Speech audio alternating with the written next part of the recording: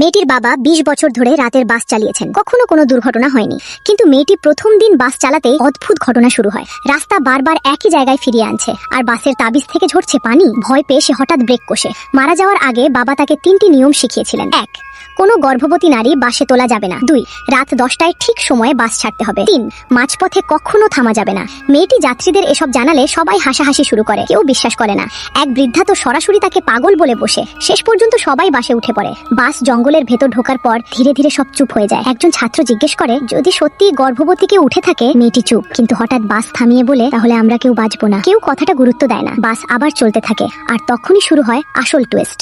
বাস একটি অন্ধকার জঙ্গলের ভেতর ঢুকে পড়ে। কিছুক্ষণ পর সবাই লক্ষ্য করে একই গাছ বারবার দেখা যাচ্ছে। সময় কেটে যায় 35 মিনিট, অথচ সাধারণত এই জঙ্গল 20 মিনিটেই পার হওয়া যায়। মেয়েটি বুঝতে পারে কিছু একটা ভয়ঙ্কর ভুল হচ্ছে। তারা একই জায়গায় ঘুরপাক খাচ্ছে। যাত্রীরা আতঙ্কিত হয়ে পড়ে। কেউ বলে এটা ভূতের কাজ, কেউ আবার মেয়েটিকেই দোষ দেয়। এরপর ধীরে ধীরে পরিবেশ ঠান্ডা হয়ে যায়, কুয়াশা ঘিরে ধরে, আর অদ্ভুত শব্দ শোনা যেতে থাকে। সবাই বুঝতে শুরু করে এটা কোনো সাধারণ রাস্তা নয়, এটা যেন মৃতদের পথ।